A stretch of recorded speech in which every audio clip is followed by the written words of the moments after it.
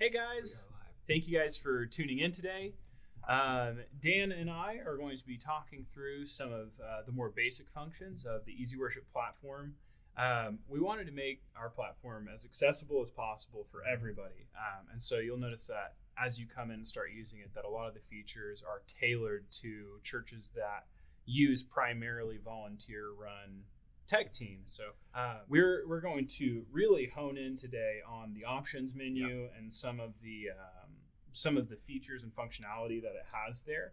That some tools to make it really easy for you to get started using, and some things that maybe you don't know about.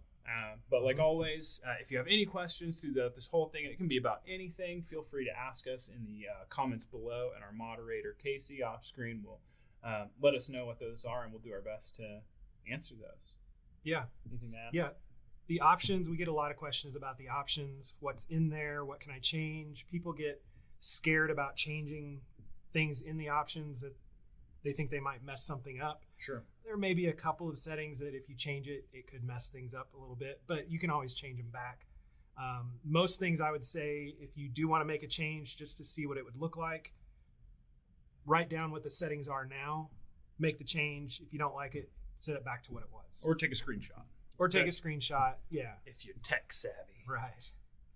So, yeah, we're just going to go through kind of just step by step through the options, show you what's there, what most everything means, and go from there.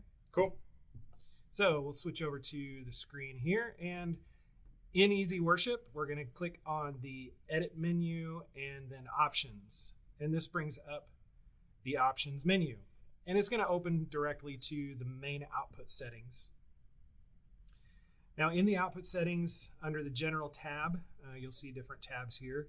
The first tab that comes up is where you're going to set your output monitor. And normally we're going to say that your output monitor needs to be set on secondary. That's what EasyWorship is sending out to your projector or your TV or whatever you're sending your output to.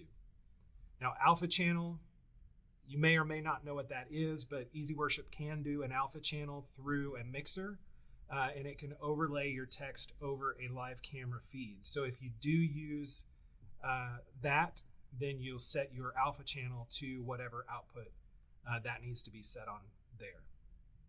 The screen margins, normally you won't need to change those because your output to secondary monitor is just going to fill the screen. Yeah. Now, if you do want to set a screen margin, like if you don't want the bottom 10 pixels to be showing anything on the screen, you can set a bottom screen margin of 10, which would bring it up 10 pixels. And then the default font, this is going to be the default font for everything on your main output. So your songs, scriptures, presentations, those are all going to be using this default font. And I'll show you once we get to these different tabs how you can tell those things not to use the default font. But we're going to just open this up and go through the different settings in here as well. So the first tab is the font tab. You can set whatever font type you want, and this just uses your Windows fonts. Yeah, so if you install a new one on there, it'll discover it. Right. Yeah, and yeah, if you want to use a different font that's not in EasyWorship, you'll need to just install that into Windows, and then it'll show up in EasyWorship. You can set a size, a default size, your color, if you want it to be bold, regular, italic, or whatever there that you want. If you want everything underlined, superscript, subscript, and then your opacity. If you want to be able to see through your text, you can definitely turn that down if you want. Sure. And then your text alignment. This will be your, this would be your horizontal alignment. So whether you want it left, center, or right. And then your vertical alignment, top, center, or bottom. Sure. And the default is center for both. Now, if you do make any changes on this screen, then you can hit reset. So let's say I just changed this to left. And I was like, no, I don't want to change. I want to go back to what the default is. I can click reset and it sets it back to center. And you can see my default font size was different as well. It said 107 before. Right. It reset it back to 78, which is the default setting. I can go to the outline, set an outline. I can tell it to not use an outline if I want to, and then your different settings for the outline itself. Shadow, same thing. I can tell that I don't want a shadow or have it enabled. I can set where I want the shadow, what angle I want it at. Yep. And then the different settings there, the blur, offset, those types of things. Margins, these are going to be your font or text margins. So this is different from the screen margin because the screen margin will actually not show anything. If you set a screen margin, it will not show anything on that part of the screen. This is just for text. This is just for your text. So if you don't want text on the top third of anything, you can set a top margin to where it brings it down as far as you want it. And then on the Format tab, this is where you can set your auto sizing. EasyWorship uses an auto size by default. You can turn that off and set a point size. I don't normally recommend doing that just because you're going to have to make sure that every text box in every song fits that slot. Right. It would be a lot more manual than just using the auto sizing. But there are occasions where you might want to use a font size or a point size on a specific slide, and you can do that within a song editor.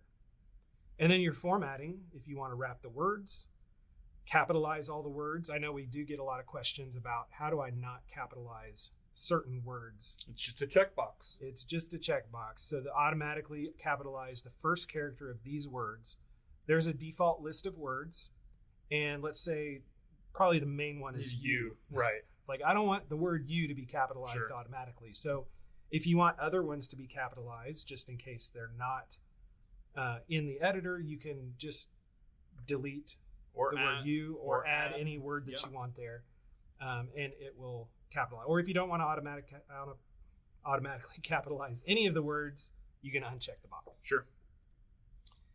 All right, so that's the default font. And again, all of your songs, scriptures, presentations will use the default font in the main output. Sure.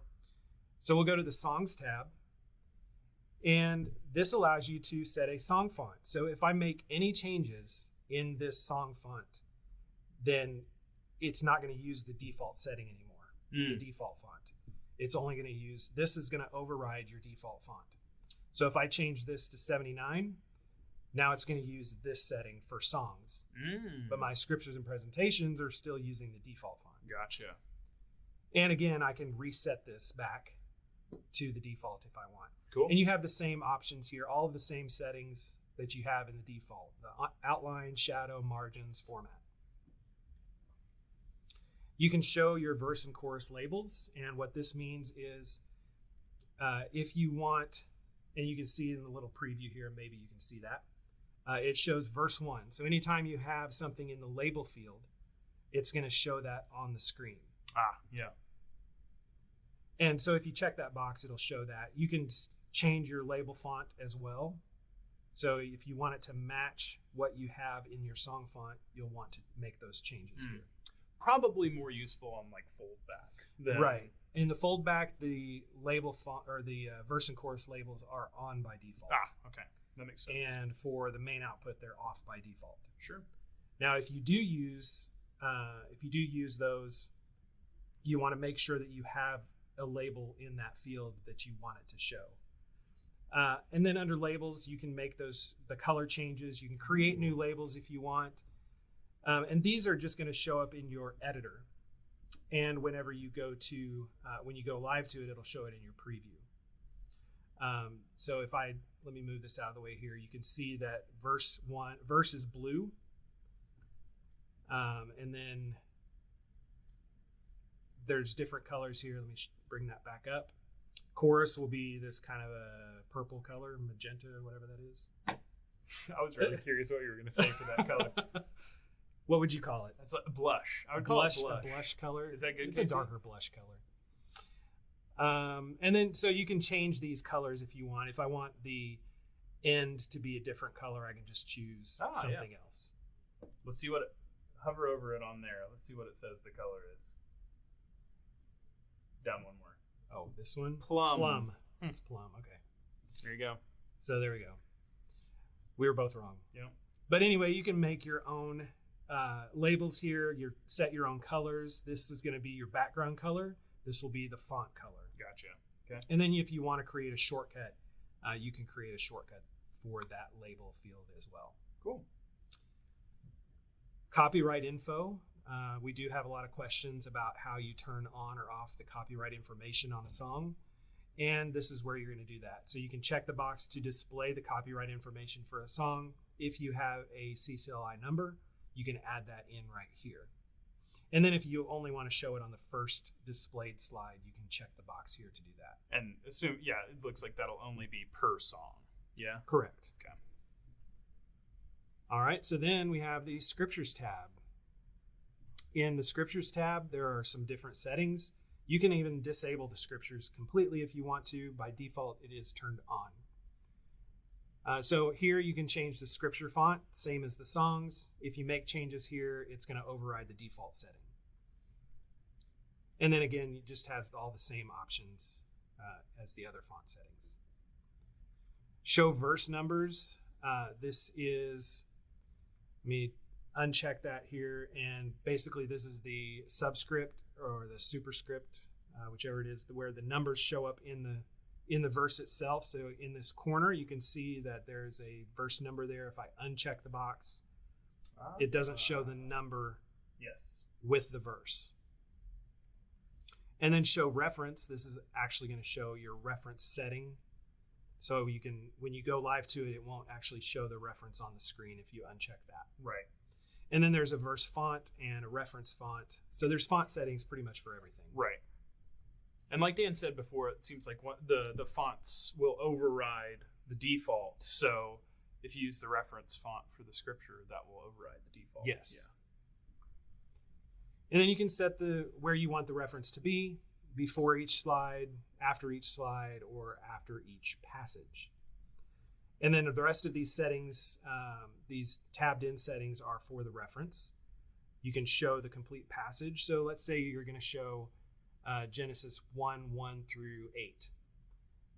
Every slide that you show, or every slide that you show is going to show the full reference if you have this checked. So it'll show Genesis 1 through 8. If you uncheck it, it's just going to show, if verse 1 is on the screen, it's going to show verse 1. Right. Verse 2 is on the screen, it'll show verse 2, and so on. That's helpful. The reference indent, that just indents it. Simple as that. Yeah. Clean. Abbreviate book names. If you rather just show the abbreviation of a book name instead of the full book name, you can do that. Additional line spacing, if you want some space between the reference and the verse itself, you can check that box. The show reference only. This is just going to show the reference and not show the verse, the scripture text at all. Yep. Then you have break on new verse. And what this does is if you add multiple verses at one time, instead of it putting more than one verse on a slide, it's whenever it starts a new verse, it will also create a new slide. For that new verse. Yes. Cool. So it will never have more than one verse on a slide. Sure. And then automatically flow scripture on multiple slides. If you check that, then it's going to, if you have more scripture on a slide than can fit your auto size, which you set here in this box. Right. Well, that's your minimum size, right? Whenever your font auto size is below size 62, it will automatically loop to the next slide. It'll create a new slide at that point. Yes. Okay. And I don't like using that just because it may create a new slide at a bad point in the verse. Yeah, you might as well just do that manually. Yeah. And create a new slide at the end of a sentence or something like that. All right, so that is your scripture. And then we have a presentations tab, and all we have here are font settings. Cool. So the presentations have different types of slides. So you have a title, subtitle, and content. So you can set the font settings for all three of those. And again, it's going to override the default setting if you set something here, and you have all the same options as well. Then transitions, these are your global transitions, and slide transition will be for all of your slides. So when you go from slide to slide, and also when you change from song to song or presentation to presentation. Sure. And then individual transitions you can set in the editor if you want to do that. Right. Then you have black, clear, and logo transitions. And they're just by default set to blend. Yes. Everything, even the slide transition is defaulted set to blend. Gotcha. I just have that turned off. There's other settings in here as well. Mm-hmm. If I change this back to blend, you can set the duration of the blend. Like 20-second long Sure. slide transitions. If you want. The ease in, ease out. So if you would rather it be quicker easing in or quicker going out, you can change that setting. And then you can lock the background when possible if you want to do that. Cool. All right. And then alerts. These are your nursery and message alerts. And you can set the settings here if you use the nursery alert, or if you don't use it, you can uncheck it to turn it off. But you have a font here as well, font settings for nursery, the background color of your nursery alert, the opacity, the screen location, and how long you want it to show on the screen. So after 10 seconds, it will remove it from the screen. Same on message alert. You can have the message font, the background color, the background opacity. You can even set this to none if you want, so that it's just a transparent text. Or the text isn't transparent, but the background is transparent. Is nursery alert most commonly used for like, hey, Katie, your child just pooped and we need your help? Basically. Okay. There you go. Except you're going to use a number. Just, like woman 13, your child threw up on another child. No. They'll give the parent a number in the nursery. So parents, your number is 25. Gotcha. So if you see the number 25 come up in the corner you're of the screen, oh no. You have like a minor panic attack. Then you go back to the nursery. And sure. Still, everybody knows who it is because when Everybody everybody sees a number, right. A parent gets up. There you go. Man. Oh, that's great. There you go. Their kid is misbehaving. Right. So then message alert, screen location there as well, and then you can have a scroll speed. All right, so that is your main output. Going on to the alternate output, and do you want to explain an alternate output? Oh gosh, not really. I'll let Dan explain that. This is the alternate output's a little bit more complicated than your just main output. And we made a few videos and feature reveals on alternate output specifically, and so there's a lot that goes into more depth on how that works that you guys can find in our YouTube channel. And we might have Casey post that in the comments while she's moderating this, so she can post a link to the alt output video. So Dan, go ahead and just touch on it for briefly.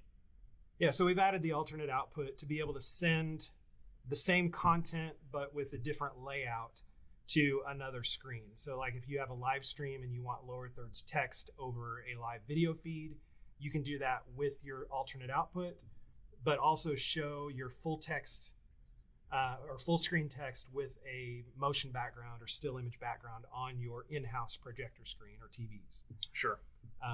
So that's what the alternate output allows you to do, is to send that same content with a different layout. Okay. Yeah, with different look. Yeah. So the alternate output settings, a lot of the same things here. So we can enable or disable the alternate output if you use it or not. Again, the output monitor. This is going to be if you're sending it to a live streaming software, you maybe use NDI Stream, which is your network display interface. And so your streaming software can pick that up through your network. So you don't actually have to have a physical cable to use that. Right. If you're sending it just to like an overflow room or something like that, you can choose another monitor. You might have a third monitor here or something, monitor 3. And then again, screen margins, default font. And do keep in mind that default font isn't going to keep from your main output, correct? So if you change how your default font looks in your main output, you're going to have to customize that as they're well separate in the alternate output if you want them to look the same. Right. Now, the default setting when you first install it will be the same. Right. But if you change your default font in the main output, it's not going to change your alternate output default font. Sure. So yes, you'll need to change those there as well if you want it to match. Or if you want it to be different. Yeah. You can change that. You can use Comic Sans or Papyrus. Sure. Just get the biggest eye roll. So we basically have most of the same settings here. We have a lot less options for your song in the alternate output. Basically just the song font, because those settings will use the same thing. They'll have the same settings. Right. Or those options aren't even there for the alternate output. And then you can show verse and chorus labels if you want to do that, which most people don't. Scriptures, again, a lot less options because it's going to use a lot of the same settings. But everything's still there that was there before. Yes. And then presentations, again, the font settings, transitions. Sure. Same transition settings. And then alerts. We have the same nursery and message alerts.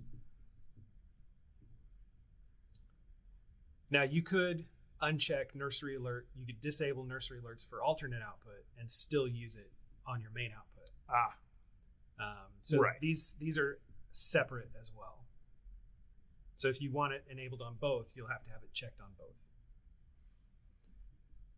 All right. So those are, yeah. You want to go over Foldback? Well, let's look at Foldback. A Foldback is basically a stage monitor, and it's going to show all of the same content, but you do have some extra things like a clock and possibly the first line of the next item coming up, or the next slide coming up, whatever's next. If you check the box to enable that, again, you're going to have an option for your output monitor, and you can use NDI stream again if you want to send it through your network to something else, or if you want to have a physical monitor set up, TV or projector. Just a really long HDMI cord. Yeah. From your booth to your stage. Sure. How about SDI? Yeah, they kind of work. So then you'll set that up there, and again, default font, same type of thing. Again, it's separate from main output and alternate output. The next line information or next item information, you can have the next item font. So that can be different from your main text font. Your background color, and if you want to show 2 lines or just 1 line.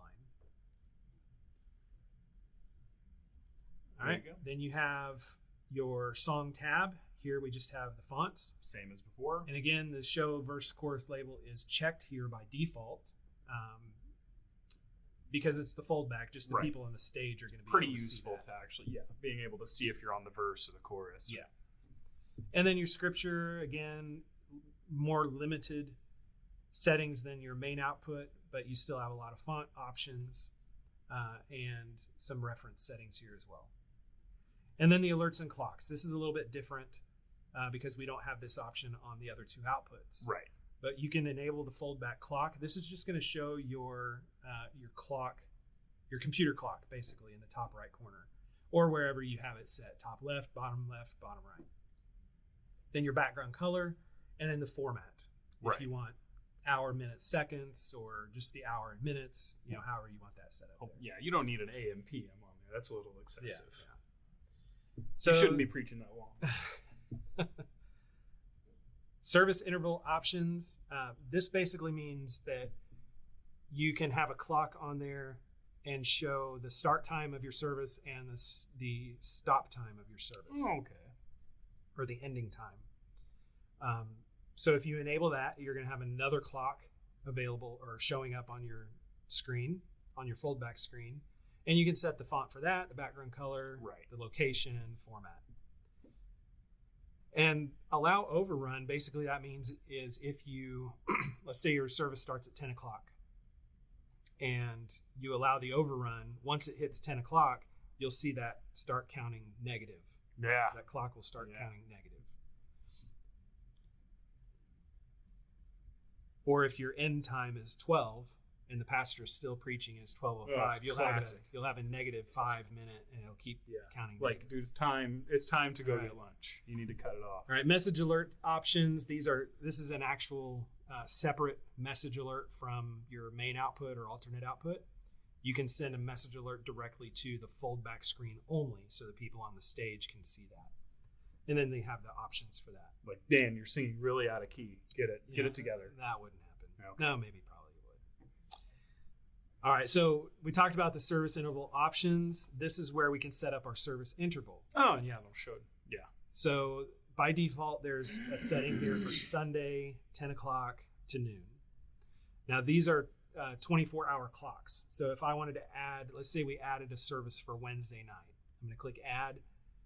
Sets up the default settings. I can change it to Wednesday. Let's say our service is at 6 o'clock p.m. So 8 p.m. So we'd have to set this to 1800, and then it goes until 8 o'clock. Yeah. All right. 2000. So it'd be 20. Oops. I already messed it up. There you go. 2000. 2. And 19 hours, 22 minutes until our next service. So if you ever show that foldback, does it say 3 days? I can't see that. It says 3 days in 1932. It's like, oh, get you some glasses. Yeah, I do have glasses. Okay. Oh. I'm just not wearing them. Fair. All right, so that is the service interval. We can add those. It's just going to show that clock and show the countdown to the next service. It's just a nice frame of reference for whoever's speaking, so that they know. Right, and you can use these for your countdown as well. Right. So if you create a countdown in your alerts, which I do, I use at my church. I set up an alert and set it to start to count down to the service start time. Just based on what you have set as a service interval. Yep. It's great. Here we go. Let's dive into the advanced options. Almost done. These are mostly troubleshooting steps, but there are a couple of other options here as well. Your live options, if you want to show the live screen when you start EasyWorship, by default it is going to show a black screen, but it'll already be live. If you just go live to something, it'll show up on there. If you uncheck that, then your live will be turned off when you open EasyWorship. If you go live to something, you'll have to turn your live button on before it'll show up on the screen. Advanced schedule after go live is pressed. And basically what that does is if you select the first item in your schedule and go live to it, it'll automatically queue up the next item in your schedule. Yeah. So you don't have to select that manually. You can just go live again when you're ready for the next item. Perfect. So it just queues it up for you. PowerPoint options, that's just a troubleshooting step. DVD, troubleshooting options there. Video card. These settings here you probably won't ever change unless you're talking to support and you have a specific issue that needs that those need to be changed. Advanced font settings, same thing. You really don't need to go into that unless you're talking on the phone with support. Schedule file options, pack files in new schedule by default. What that means is if you're creating a schedule, by default, EasyWorship will save everything in your schedule except for videos, images, basically videos and images. If you want those saved in your schedule, you have to check that box to pack the files in the schedule. Makes a big, nice zip file, right? Or zip type file, zipping everything up into it. Right. So basically, if you're creating a schedule at home and then you save that to a flash drive or a cloud drive, and then you open that schedule on a different computer, like the computer at your sanctuary in the church, then you're going to want to pack those files, because if you don't and those videos and images are not on that computer, it's going to be looking for those and it won't be able to find them. It won't find them. They'll just show black screen. It won't work. So you'll want to pack those files in the schedule. Now, if you're creating, don't check, just leave that checked. Leave it checked.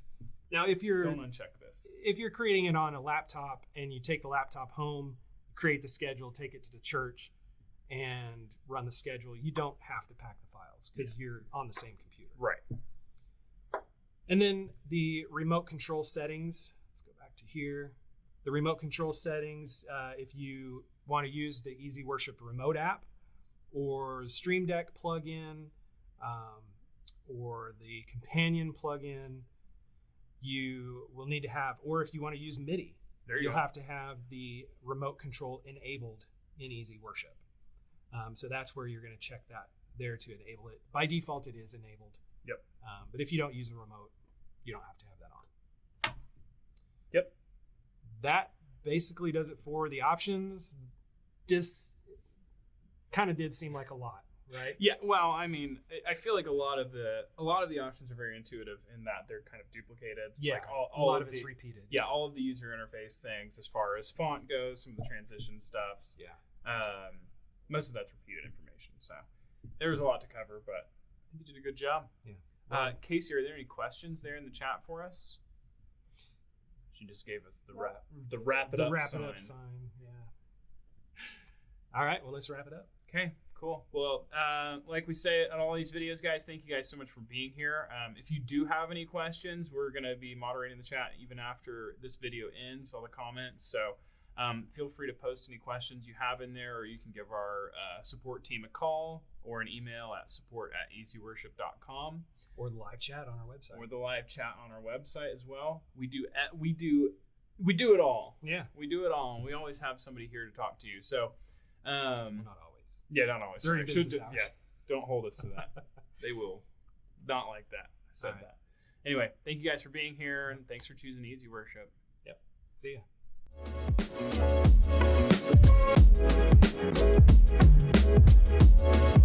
ya.